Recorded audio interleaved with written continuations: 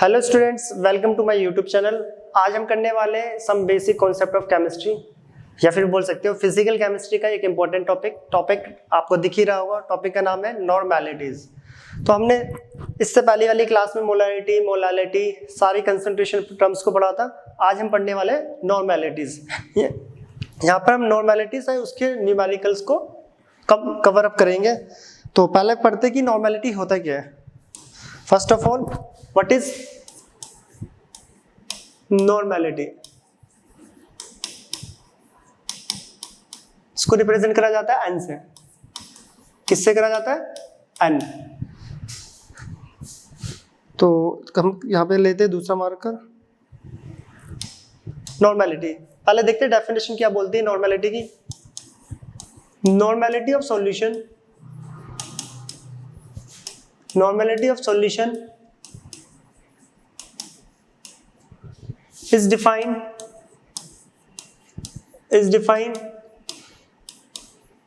the number of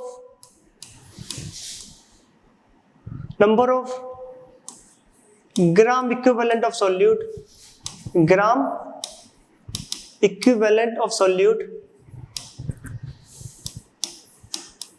gram equivalent of solute present in volume of solution liter, present in volume of solution in liter। यहाँ पे सबसे important term ये आ रही है gram equivalent. तो definition बोलती है normality of solution is defined the number of gram equivalent of solute present in volume of solution in litre. अब ये ग्राम इक्विवेलेंट होता है क्या है, तो उससे पहले देखते हैं यहाँ पे क्या है। नॉर्मेलिटी का फॉर्मूला बनता है normality number of gram equivalent, number of gram equivalent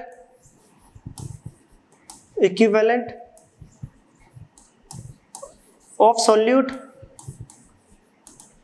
upon volume of solution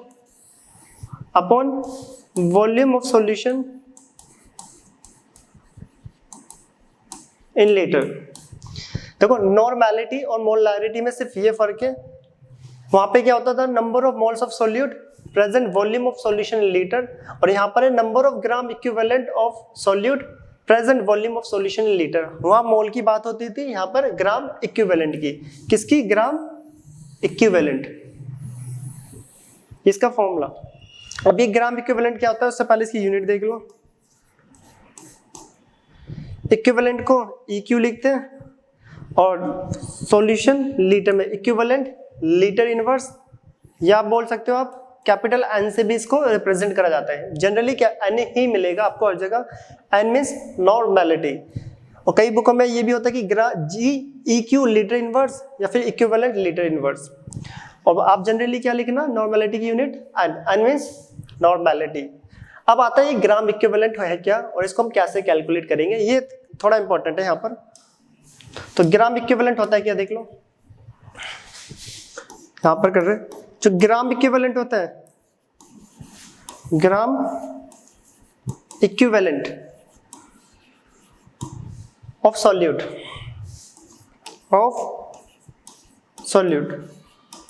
जो कि बराबर होता है गिवन मास या फिर गिवन वेट बोल लो आप। गिवन मास अपॉन इक्विवेलेंट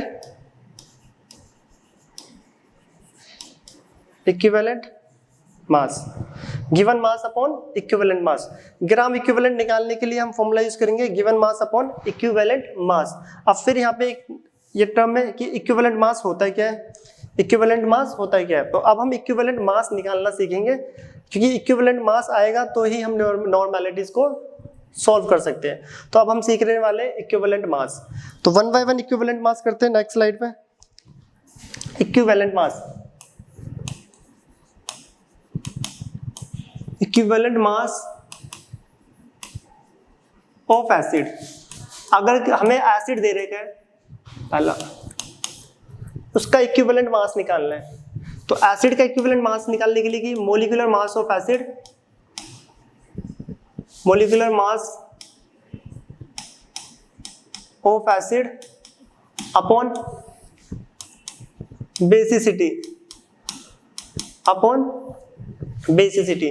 अगर आपको एसिड का इक्विवेलेंट मास निकालना है तो सर ऊपर क्या होगा, मॉलिक्यूलर मास ऑफ एसिड, और नीचे बेसिसिटी। अब ये बेसिसिटी क्या होता है ये देखो, what do you mean by basicity, यहाँ पे हम लिख रहे हैं नोट करके, what is basicity.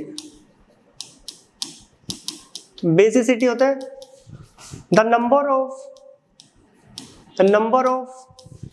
displays H positive ions from one molecule of acid।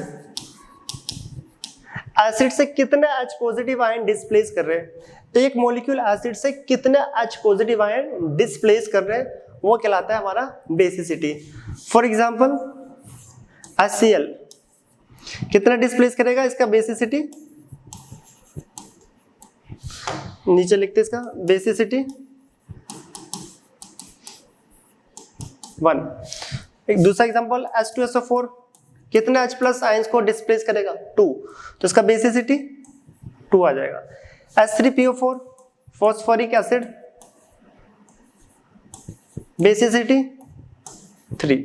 तो ये होता है बेसिसिटी HCl का 1, H2SO4 का 2, H3PO4 का 3। तो अगर इक्विवेलेंट मास एसिड का निकालना है तो molecular mass of acid upon basicity. Molecular mass हमने निकालना सीखा है और उसको डिवाइड कर दो किससे, बेसिसिटी से। ये आ जाएगा equivalent mass of acid. Second आता है equivalent mass of base. Equivalent mass of base. अगर बेस का इक्विवेलेंट मास निकालना है तो फॉर्मूला होता है molecular mass of base, molecular mass of base upon acidity,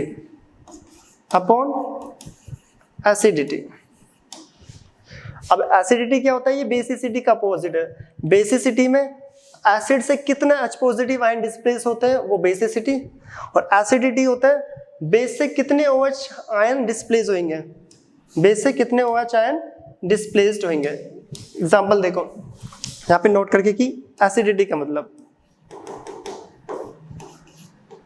acidity the number of displaced OH negative ions from one molecule of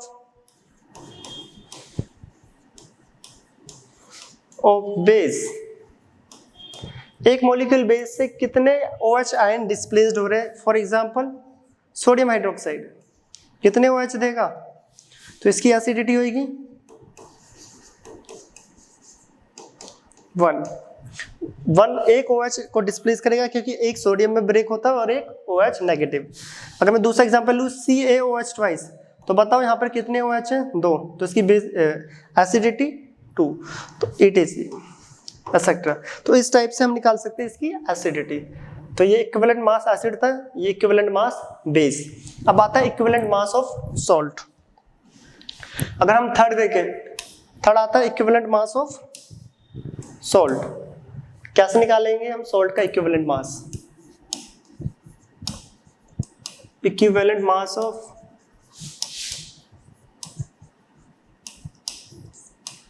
salt. Salt का कभी भी इक्विवेलेंट मास निकालना हो तो फॉर्मूला होता है molecular mass of salt, molecular mass of salt, उस salt का मॉलिक्यूलर मास लिखो upon total positive valency, total positive valency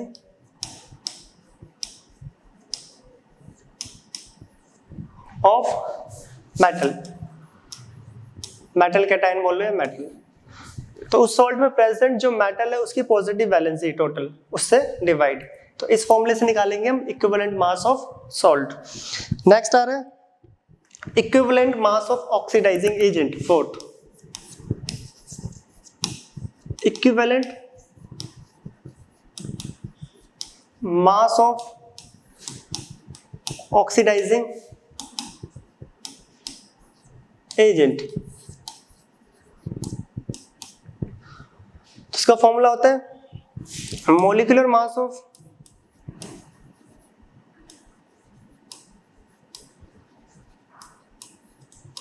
oxidising agent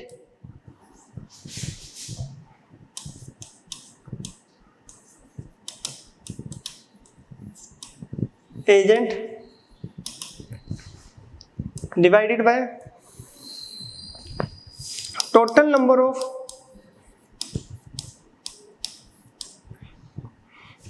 electrons gained by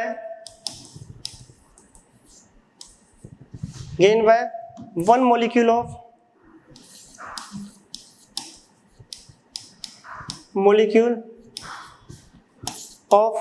oxidising agent. तो मोलर मास निकालो ऑक्सीडाइजिंग एजेंट का और divided by total number of electrons gain by one molecule of oxidising agent. Oxidizing agent कौन होता है? जो electrons को gain करे, या फिर ऐसे भी लिख सकते हो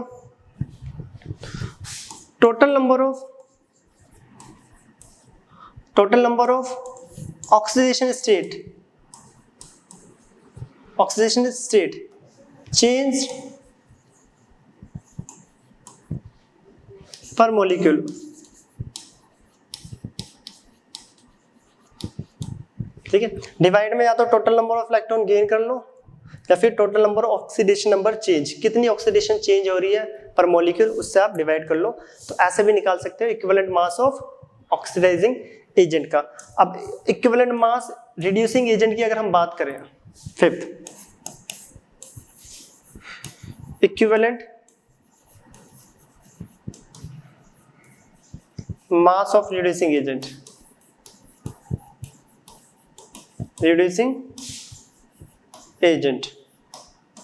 फॉर्मूला होता है वही same, molecular mass of reducing agent, molecular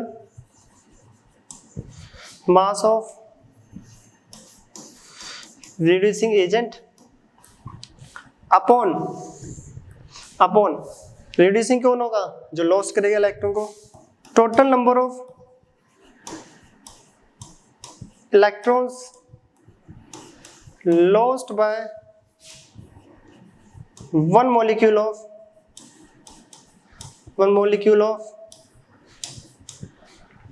reducing agent। कितने इलेक्ट्रॉन्स लॉस्ट हुए उससे डिवाइड कर दो, या फिर same total number of oxidation state changed पर मॉलिक्यूल। या तो आप किससे डिवाइड कर दो कि number of electron lost by one molecule of जो भी है रिड्यूसिंग एजेंट, उससे डिवाइड कर दो, या फिर कितना ऑक्सीडेशन स्टेट चेंज हो रहा है। तो ये तो थे हमारे पास इक्विवेलेंट मास निकालने का फॉर्मूला। ये एसिड का, ये बेस, सॉल्ट, बाय चांस कभी ऑक्सीडाइजिंग और रिड्यूसिंग एजेंट आते तो ये उसके फॉर्मूलाज। तो ये इक्विवेलेंट मास निकालने के फॉर्मूले हैं किसमें? नॉर्मेलिटीज में। अब अगला टॉपिक नॉर्मेलिटी का अभी चल रहा है। अगर कोई डाइल्यूशन का केस हो, in case of dilution,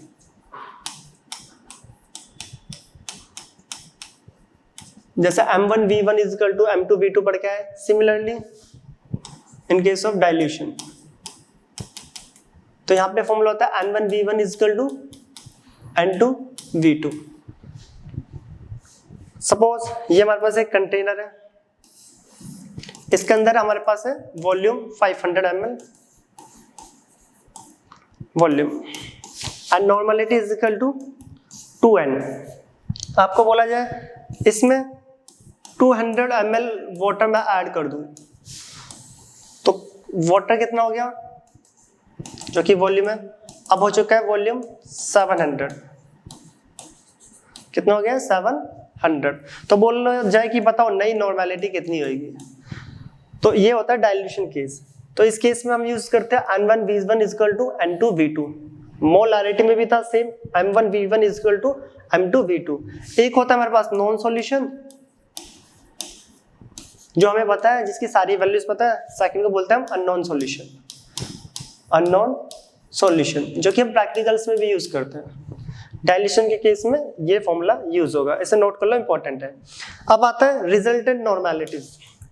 next is, इसको नोट कर लेना, इंपॉर्टेंट है। ये सारे जितने भी ये फॉर्मूलेस वगैरह आ रहे हैं, अभी हम न्यूमेरिकल करेंगे, उसके ट्राई फिर अटेम्प्ट करके देखेंगे। अब आता है रिजल्टेंट नॉर्मेलिटी निकालने का। If 3 solution, if 3 solution contain same solute, then resultant normality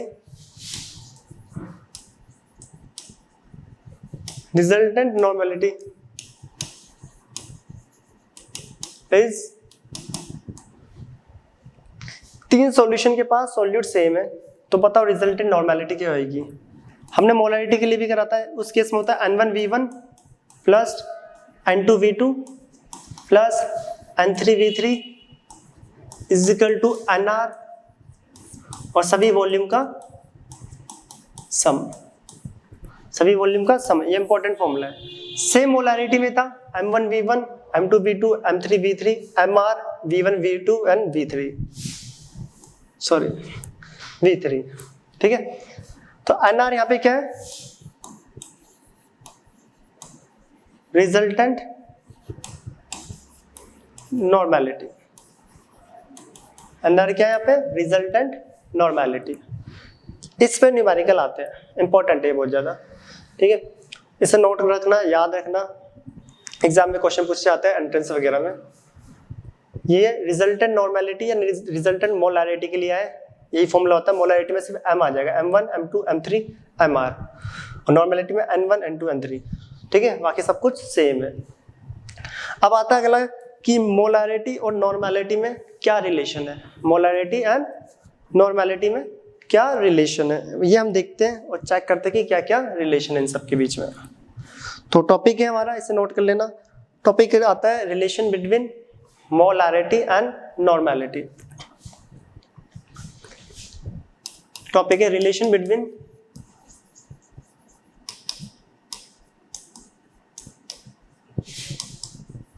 molarity and normality. तो इनमें क्या रिलेशन है, तो करते हैं। अब देख लो, हमें पता है जो मोलारिटी होता है, first molarity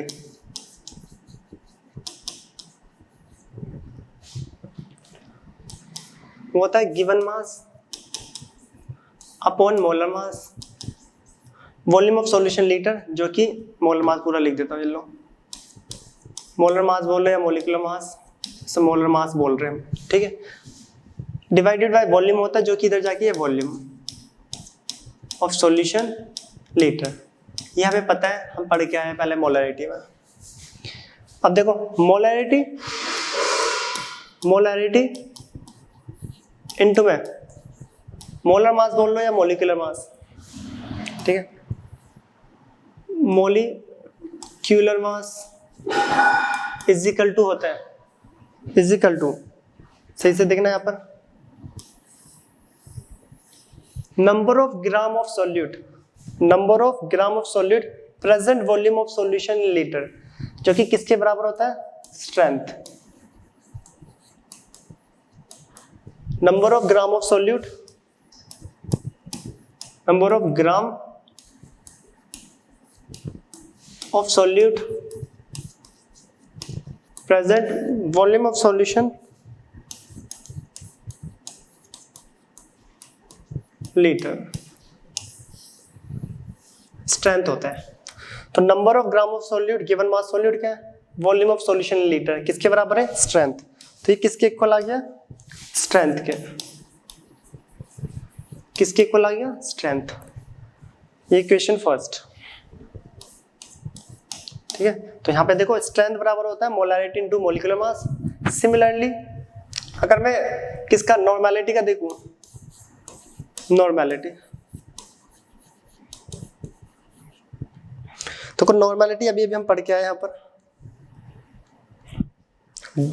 number of gram equivalent of solute present volume of solution in litre. और ग्राम इक्विवेलेंट होता है गिवन मास अपॉन इक्विवेलेंट मास। क्या होता है, गिवन मास अपॉन इक्विवेलेंट मास। तो ये वैल्यू यहाँ पे पुट करते हैं, गिवन मास अपॉन इक्विवेलेंट मास।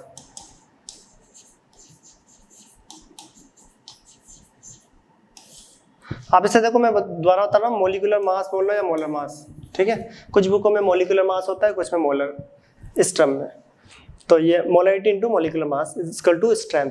अब आता है नॉर्मैलिटी। नॉर्मैलिटी होता है number of gram equivalent present volume of solution in litre, और ग्राम इक्विवेलेंट होता है given mass upon equivalent mass. और नीचे क्या चल रहा है, वॉल्यूम ऑफ सॉल्यूशन लीटर, जो कि मल्टीप्लाई होकर इक्विवेलेंट मास से ही मल्टीप्लाई होगा। किससे होगा, वॉल्यूम ऑफ सॉल्यूशन, किससे मल्टीप्लाई, इक्विवेलेंट मास से। अब सेम यहाँ पे फिर दोबारा वही आ गया फॉर्मूला, देखो गिवन मास ऑफ सॉल्यूट और वॉल्यूम ऑफ सॉल्यूशन लीटर, जो कि किसके बराबर होता है, स्ट्रेंथ। ये तो हो गया स्ट्रेंथ, और इक्विवेलेंट मास मल्टीप्लाई हो रहा है किससे, नॉर्मैलिटी से। किससे हो रहा है, नॉर्मैलिटी। सही से देखना है यहाँ पे, नॉर्मैलिटी इनटू में इक्विवेलेंट मास, जो कि किसके बराबर है, given mass of solute volume of solution litre. Solute का मास ग्राम में और वॉल्यूम ऑफ सॉल्यूशन लीटर, जो कि किसके बराबर होता है, स्ट्रेंथ। किसके इक्वल होता है, strength. Equation second, equation second. तो देखो strength molarity into molar mass, molecular mass के भी बराबर है, और strength normality into equivalent mass के इक्वल भी है। तो from equation first and second, from equation first and second, ये इसके भी इक्वल है, ये इसके भी इक्वल है, तो ये दोनों क्या हो जाएंगे, एक दूसरे के इक्वल। क्या हो जाएंगे, एक दूसरे के इक्वल। और जैसे ही इक्वल है तो ये तो हो गया मोलैरिटी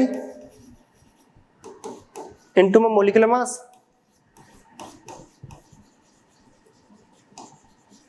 जो कि किसके इक्वल आ जाएगा, नॉर्मैलिटी इनटू में इक्विवेलेंट मास, नॉर्मैलिटी इनटू में इक्विवेलेंट मास।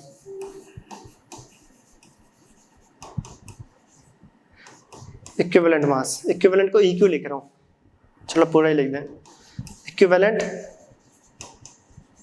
मास। तो नॉर्मैलिटी अपॉन मोलैरिटी, ये मोलैरिटी इसके नीचे गया और इक्विवेलेंट मास इसके नीचे, तो normality upon normality upon molarity, ठीक है। मोलैरिटी इसके नीचे गया तो इक्विवेलेंट इसके नीचे, जो कि बराबर हो रहा है किसके, molecular mass upon equivalent mass.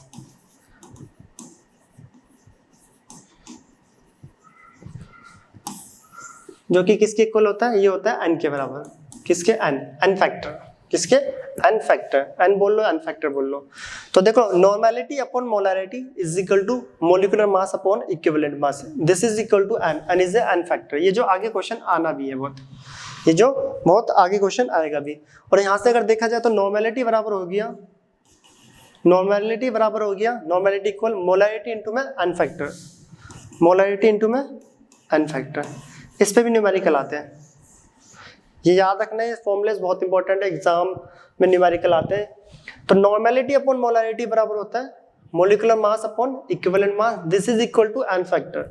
Then normality is equal to molarity into में n फैक्टर। इस पे न्यूमेरिकल आते हैं, ये याद रखना, ये जो सामने एक्सप्लेनेशन है इसको नोट करो। अब हम करते हैं नॉर्मैलिटी के न्यूमेरिकल्स, इसके ये सारा नोट करो, ये आपके माइंड में ऑलवेज रहना चाहिए, ये सारे फॉर्मूलेस। अब हम करेंगे क्वेश्चंस नोट।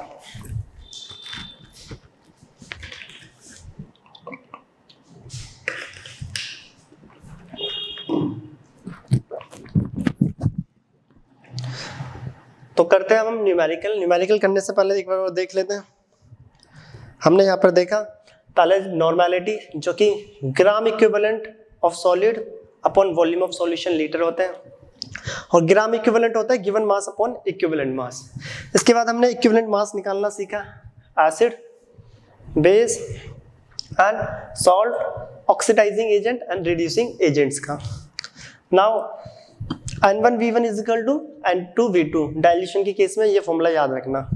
अगर क्वेश्चन में रिजल्टिंग नॉर्मेलिटी या रिजल्टेंट नॉर्मेलिटी पूछा है, डिफरेंट सॉल्यूशन 2, 3, 4, तो ये हमारा फॉर्मूला है N1V1 N2V2। दो सॉल्यूशन होंगे तो N1V1 N2V2, 3 होंगे तो ये 4 के लिए एक और आ जाएगा, ऐड हो जाएगा।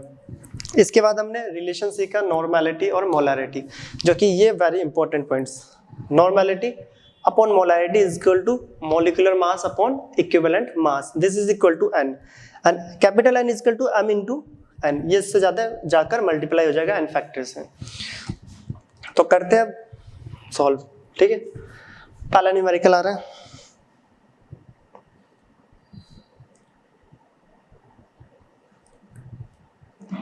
मेरा फर्स्ट न्यूमेरिकल, तो इसे थोड़ा सा इधर कर लेते हैं बीच में। तो पहला क्वेश्चन आ रहा है यहाँ पर नॉर्मेलिटीज का क्वेश्चन है। 0.5 m H2SO4 इज डाइल्यूटेड, देखो डाइल्यूशन वाला क्वेश्चन है, from 1 litre to 10 litre of 10 litre, normality of resulting solution. तो देखो बोल क्या रहा है, H2SO4 है जिसका M1 दे रखा है 0.5 m, पहले गिवन वैल्यू, वो डाइल्यूट करा जा रहा है V1 से, V1 जो कि 1 लीटर है, V2 पे जो कि 10 लीटर है। तो यहाँ पे हमें M2 निकालना पड़ेगा, और बोला है नॉर्मेलिटी निकालनी है रिजल्टिंग सॉल्यूशन की, इस सॉल्यूशन के लिए नॉर्मेलिटी निकालनी है, इसके लिए नॉर्मेलिटी। तो पहले हम M1 V1 से M2 निकाल लेते हैं। देखो V9 हमने पढ़ा भी है, M1 V1 is equal to M2 V2, yes और नो। M1 कितना है 0.5 and V1 is equal to 1, M2 जो कि फाइंड आउट करना है, एंड V2 10 यहाँ से क्या करेगा डिवाइड, तो M2 is equal to 0.5 upon 10 and this is equal to 0.05 molarity. अभी क्या है M2 की वैल्यू 0.05, इसके लिए नॉर्मेलिटी निकालना है। और हमें अभी अभी पढ़ा है जो molarity is equal to, sorry जो नॉर्मेलिटी इज इक्वल टू होता है मोलैरिटी इंटू में N, नॉर्मेलिटी मोलैरिटी इंटू में N, जो कि यहाँ पे हम दिखा भी देते हैं अभी, तो कोई ये पढ़ा है, बोला था बहुत इंपॉर्टेंट है ये दोनों। तो नॉर्मेलिटी बराबर होता है मोलैरिटी इंटू में N, और N कैसे निकलेगा, मोलिकुलर मास अपॉन इक्विवेलेंट मास। कैसे निकलेगा, मोलिकुलर मास अपॉन इक्विवेलेंट मास, ठीक है। तो देख लो N निकालने के लिए N बराबर होता है मोलिकुलर मास, वैसे तो डायरेक्ट भी निकाल सकते हो बट फॉर्मूले से देख लेना, मोलिकुलर मास अपॉन इक्विवेलेंट मास, इक्विवेलेंट मास। और जो इक्विवेलेंट मास होता है एसिड है यहाँ पे H2SO4, उसका फॉर्मूला होता है molecular mass of acid upon basicity, molecular mass of acid upon basicity, ये molecular mass of acid upon basicity. तो H2SO4 की बेसिसिटी कितनी होती है 2, मोलिकुलर मास 98 होता है, यस और नो। तो देखो तो मोलिकुलर मास कितना है 98, चलो पहले पुट कर लेते हैं। यहाँ पे भी देख लो एक और इक्विवेलेंट मास निकालने के लिए, इक्विवेलेंट मास, तो molecular mass of acid 98 upon basicity 2, कितना बेसिसिटी 2, जो कि कितना है 49, कितना है 49, इक्विवेलेंट मास आ रहा है 49, तो दोबारा डालते हैं मोलिकुलर मास कितना है 98, इक्विवेलेंट मास 49, जो कि कट के कितना आया 2, कितना आ रहा है 2। ये होता है हमारा N फैक्टर, जो कि मोलिकुलर मास अपॉन इक्विवेलेंट मास। इस फॉर्मूले से करोगे तो सारे क्वेश्चन हो जाएंगे। अब देख लो N आ गया है 2, तो मोलैरिटी कितना हुआ 0.05 था इंटू में 2, तो ये आ गया 0.10 N। Then option is correct, B 0.10। N निकालने का दूसरा तरीका भी देख लो, एन ये एन फैक्टर होता है, या आप ऐसे ही बोल सकते हो H2SO4 ने कितने H पॉजिटिव को डिस्प्लेस करा है, कितना करा है 2, तो भी 2 ही आएगा, बट बाय फॉर्मूले से ही करना, कॉन्सेप्ट क्लियर होते हैं। ये मोलिकुलर मास 98, इक्विवेलेंट मास जो कि राइट में निकाला है, molar mass upon equivalent mass of acid, कैसे निकालते हैं हम, molecular mass of acid upon basicity. H2SO4 की बेसिसिटी कितनी है 2, ठीक है, ये 49 आ गया, यहाँ पे पुट करा 2 से मल्टीप्लाई 0.10, तो ये है normality, option number B is correct. तो यहाँ पे डायरेक्ट नॉर्मेलिटी के क्वेश्चन कम आते हैं, मिक्स क्वेश्चन होते हैं कि मोलैरिटी से नॉर्मेलिटी फाइंड आउट करो, इसे नोट करो। अब करते हैं हम नेक्स्ट क्वेश्चन।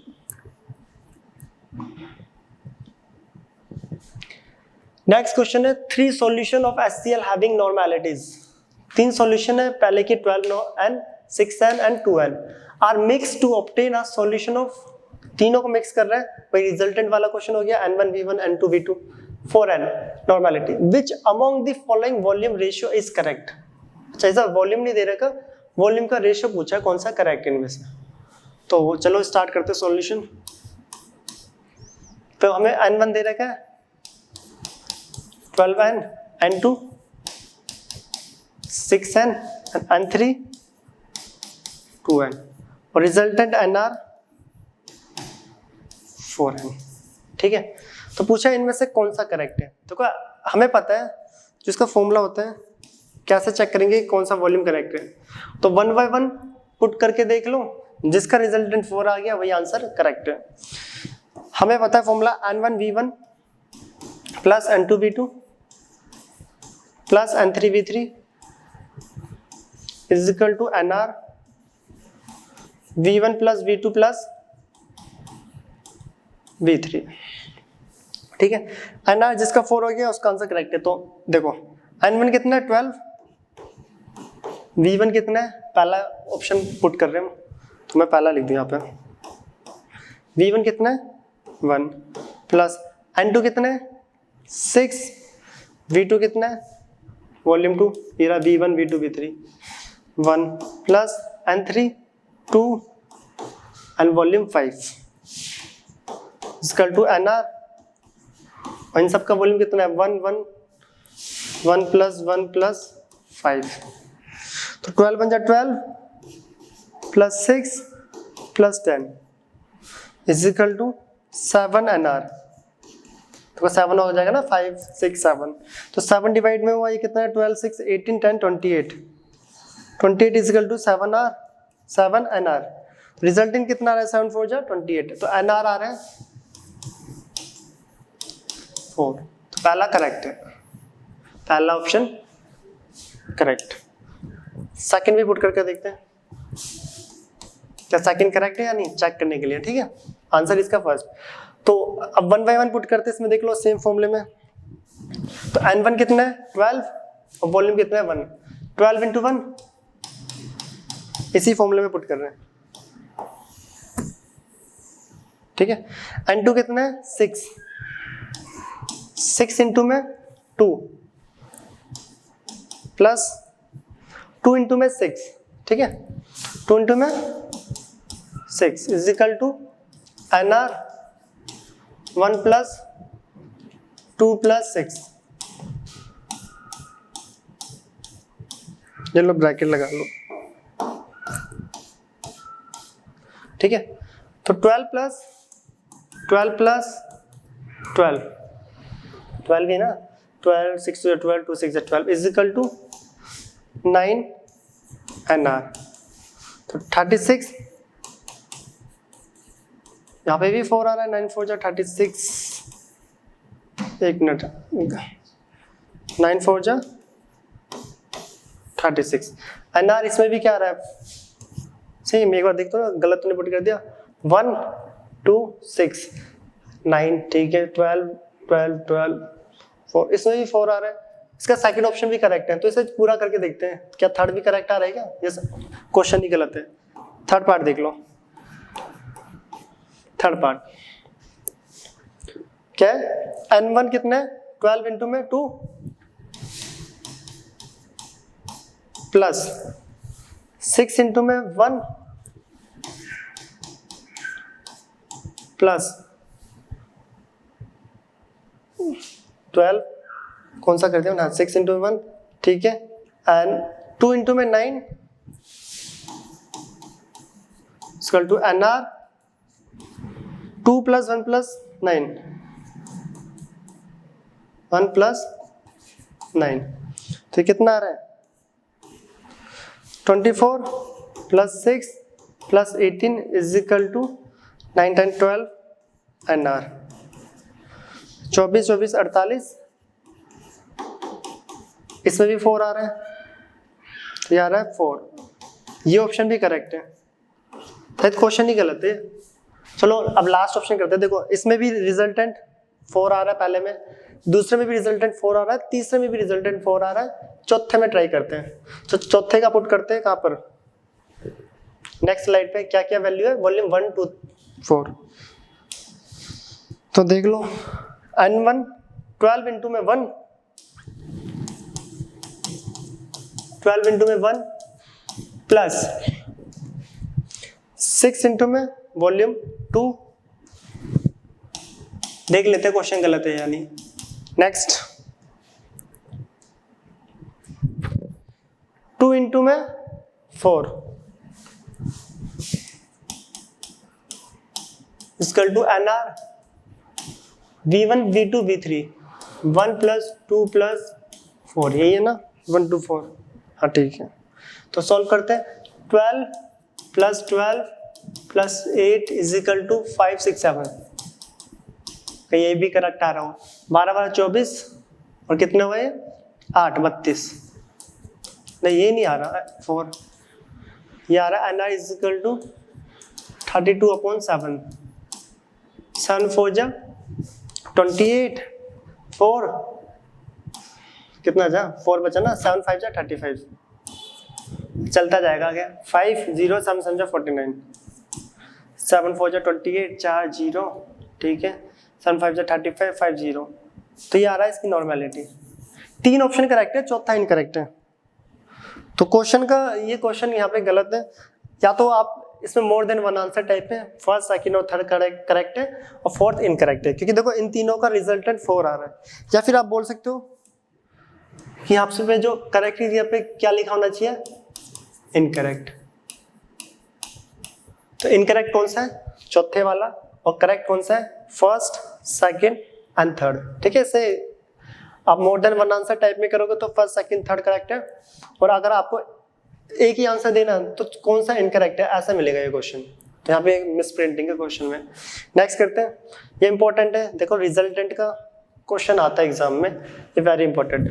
तो ऐसे चेक करते हैं कि आपको जो गिवन रेशियोज है वो करेक्ट दे रखा है या नहीं दे रखा, आप इस फॉर्मूले में पुट कर दोगे। नेक्स्ट वन इज, इसे नोट कर लो। अब हम करते हैं नेक्स्ट क्वेश्चन अटेम्प्ट।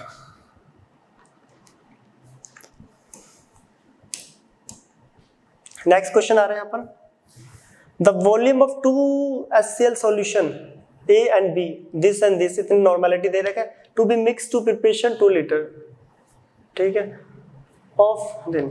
तो A और B का वॉल्यूम क्या होगा, अच्छा वॉल्यूम दे ही नहीं रखा, तो क्वेश्चन है हमारे पास A और B है, नॉर्मेलिटी कितनी है इसकी, वॉल्यूम और नॉर्मेलिटी। A की नॉर्मेलिटी 0.5, B की है 0.1। बोला है to be mix to prepare the volume, और A प्लस B एक सॉल्यूशन है, सॉल्यूशन लिख देता हूं, ठीक है। इसका वॉल्यूम दे रखा है कितना, 2 लीटर, और मोलरिटी 0.2 N। HCl इतने litre of this is this, the volume of 2 HCl solution. तो वॉल्यूम निकालना है ये और ये निकालना है फाइंड आउट। देखो टोटल वॉल्यूम 2 लीटर है, A और B का वॉल्यूम हमें फाइंड आउट करना है। टोटल वॉल्यूम कितना है, 2 लीटर, A और B का। A को अगर मैं x मान लूं, ये देखो टोटल 2 है, A को अगर x मान ले तो B कितना जगह 2 माइनस x, B कितना हो जाएगा 2 माइनस x। अब हमें यही x फाइंड आउट करना है, x निकल गया तो A और B का वॉल्यूम फाइंड आउट हो जाएगा। तो करते स्टार्ट कैसे, देखो हमें पता है ऐसे रिजल्टेंट उसके लिए कि V नो अभी भी पड़ा है पीछे, N1 V1 is equal to N1 V1 plus N2 V2 is equal to NR V1 plus V2। N1 कितने 0.5 इंटू में x प्लस 0.1 प्लस 0.1, सही से लिख दो उसमें 0.1 इंटू में V2 कितना है 2 माइनस एक्स है, 2 minus x is equal to NR resultant normality total कितना आ रहा है 0.2 और दोनों वॉल्यूम का सम ये रहा रिजल्टेंट वॉल्यूम जो कि कितना है N1 प्लस N2 की वैल्यू ये रही टोटल सम, ठीक है बोला भी हुआ है देखो मिक्स टू प्रिपेयर 2 लीटर तो कितना आ गया 2। तो यहाँ से x निकालते हैं तो ये आ गया 0.5x प्लस 0.2 ये मल्टीप्लाई करा तो 0.1 को x से माइनस करेंगे तो 0.1x इज इक्वल टू यह हो जाएगा 0.4 0.4। अब 0.5x से 0.1x गया तो 0.4x बचा,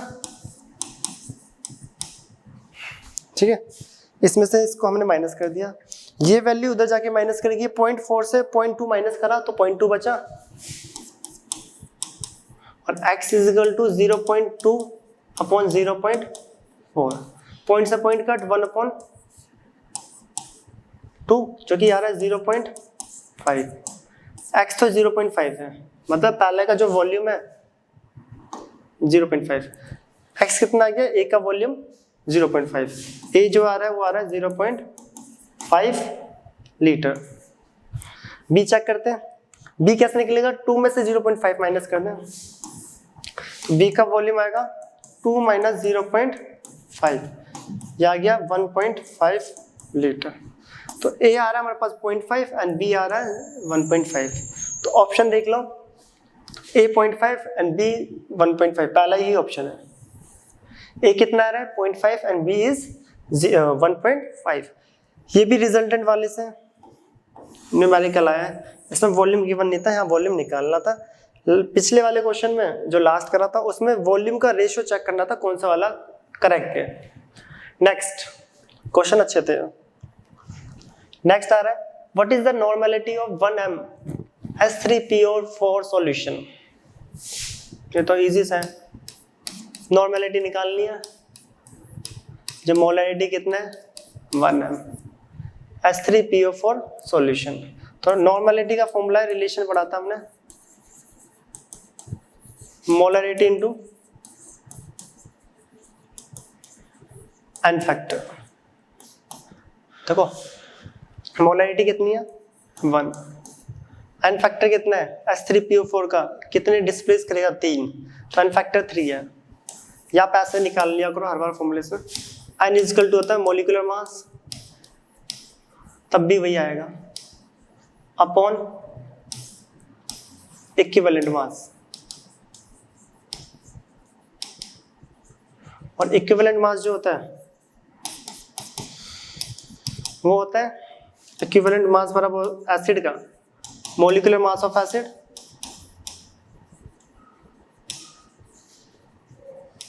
molecular mass of acid upon basicity. तो भाई यहां से भी निकालेंगे तो 3 ही आएगा। तो मॉलिक्यूलर मास कितना होता है किसका S3PO4 तो कैलकुलेट कर लेते हैं S3PO4 वैसे 99 होता है इसका 3 प्लस फॉस्फोरस कितना होता है सल्फर 32 फॉस्फोरस सल्फर 31 प्लस 64 तो कितना आ रहा है 34 प्लस 64 98 कितना आ रहा है 98 यू बोल लो 1 ग्राम ठीक है कितना आ रहा है 98। एक बार चेक कर लेते हैं फॉस्फोरस का 31 होता है सल्फर का 32 ठीक है 3 34 64 98 तो देखो 98 अपॉन सॉरी इक्विवेलेंट मास निकाले तो 98 अपॉन बेसिसिटी कितनी होगी कितना डिस्प्लेस करेगा H पॉजिटिव 3 अपॉन 3 इसको अभी डिवाइड नहीं कर रहे ये वैल्यू यहाँ पे पुट कर लेते तो n बराबर होता है मॉलिक्यूलर मास जो कि 98 है इक्विवेलेंट मास आ रहा है 98/3 जो कि 98 से 98 कटा 3 जो कि मैंने डायरेक्ट भी बताया था, H3PO3 का मतलब N कितना है, 3 है। आप डायरेक्ट भी कर सकते हो और बाय फॉर्मूले से ऐसे निकलते हैं। तो 1 × 3 तो नॉर्मेलिटी कितना आ रहा है, 3N। तो आंसर तो यहीं पे आ गया, तो मैंने करके दिखाया था। तो कितना आ रहा है, 3, ऑप्शन नंबर डी। तो ये मोलैरिटी और नॉर्मेलिटी के रिलेशन से क्वेश्चन है ये वाला। नेक्स्ट करते हैं अब द मोलैरिटी ऑफ, अब मोलैरिटी पूछा है जब नॉर्मेलिटी दे रही है। इस बार क्या निकालना है, molarity.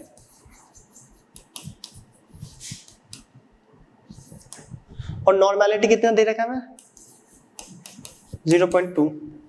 Na2CO3 solution, Na2CO3 solution. तो देख लो, हमें पता है जो नॉर्मेलिटी का फॉर्मूला होता है molarity into man,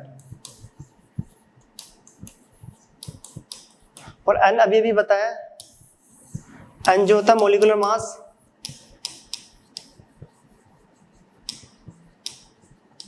upon equivalent मास, इक्विवेलेंट मास। और इक्विवेलेंट मास अगर निकालना हो, इस बार सॉल्ट है, देखो Na2CO3 सॉल्ट का इक्विवेलेंट मास। अगर इक्विवेलेंट मास निकालना हो, इक्विवेलेंट मास ऑफ सॉल्ट, तो फॉर्मूला होता है molecular mass of salt, formula होता है मोलिकुलर मास ऑफ सॉल्ट, जो कि Na2CO3 का मोलिकुलर मास 106 होता है। Molecular mass of salt upon total positive valency. कितनी पॉजिटिव वैलेंसी है, सोडियम पे प्लस होती है, तो 2 पे कितना हो गया, 2, तो डिवाइडेड बाय 2, तो ये तो आ गया 53।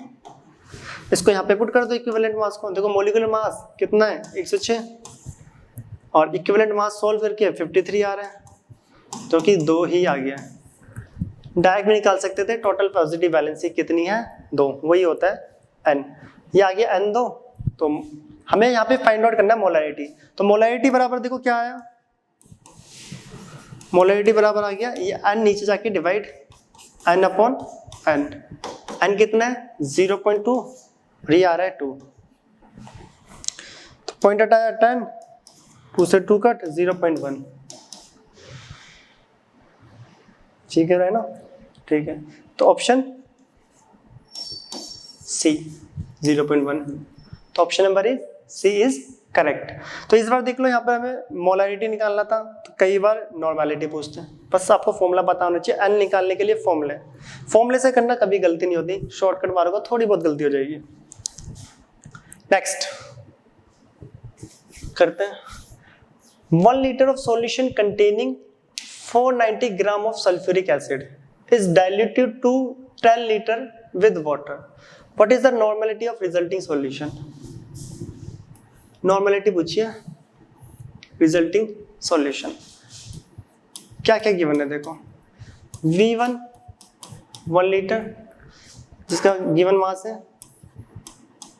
490 ग्राम, सल्फ्यूरिक एसिड है तो मोलर मास, मोलिकुलर मास कितना है, 98। ठीक है, डाइल्यूटेड टू 10 लीटर। तो what is the normality of resulting, इस रिजल्टिंग सॉल्यूशन के लिए नॉर्मेलिटी निकालना है। तो पहले इसकी नॉर्मेलिटी निकालनी पड़ेगी, फिर N1 V1 लगेगा। इसकी नॉर्मेलिटी निकालने के लिए बेसिक सा फॉर्मूला वही नॉर्मेलिटी का, normality number of gram equivalent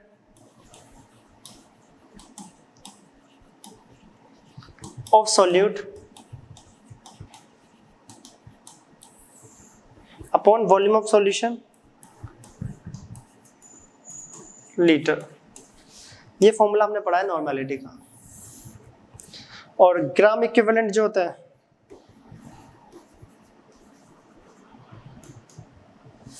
है गिवन मास, गिवन वेट बोल लो, अपॉन इक्विवेलेंट मास, पूरा लिख देते इक्विवेलेंट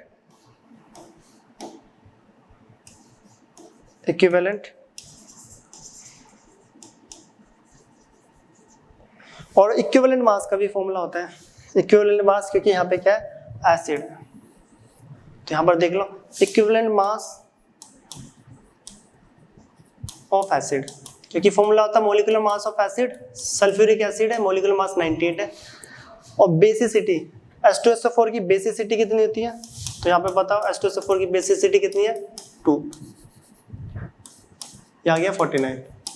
ठीक है, इस 49 को यहाँ पे पुट कर देते हैं, तो गिवन मास कितना है 490, देख लो ये 490। इक्विवेलेंट मास अभी भी निकाला है 49, कितना आ गया 10। इक्विवेलेंट मास कितना आ गया, इक्विवेलेंट मास ग्राम इक्विवेलेंट, इसकी यूनिट जी इक्विवेलेंट ही लिख सकते हो या EQ लिख लो। ठीक है 10। अब इस वैल्यू को यहाँ पे पुट कर देते हैं, तो ग्राम इक्विवेलेंट कितना आ रहा है, सॉल्यूट का डायरेक्ट निकाल दिया 10, और वॉल्यूम कितना था, वॉल्यूम नॉर्मेलिटी आ रही है 10। ये तो N1 की नॉर्मेलिटी 10, किसकी है, N1 की, और हमें निकालना है N2 की। अब फॉर्मूला लग जाएगा, आगे कर रहे हैं हम, यहाँ पे कर लेते हैं, we know N1 V1 is equal to N2 V2, तो N2 बराबर हो जाएगा N1 V1 upon V2। N1 10 है, V1 1 है, V2 कितना 10 है, क्या है 10, 1 आ रहेगा 1 नॉर्मेलिटी, तो ऑप्शन बी 1 नॉर्मेलिटी। तो कुछ नहीं है, तो डायरेक्ट क्वेश्चन था नॉर्मेलिटी निकालनी है और N2 बताओ कितनी होगा, तो ये तो डायरेक्ट आ गया नॉर्मेलिटी। नेक्स्ट भी नहीं, हाँ तो यही थे हमारे न्यूमेरिकल्स नॉर्मेलिटी के। तो आज हमने पढ़ा नॉर्मेलिटी क्या होती है, उसका डाइल्यूशन रिजल्टिंग हर टाइप और रिलेशन, नॉर्मेलिटी वर्सेस मोलैरिटी। अब हम नेक्स्ट क्लास में मिलेंगे नेक्स्ट टॉपिक के साथ, ये आप नोट करिए, और हम मिलते हैं नेक्स्ट वीडियो में। तो जब तक के लिए बाय, एंड चैनल को सब्सक्राइब कर देना।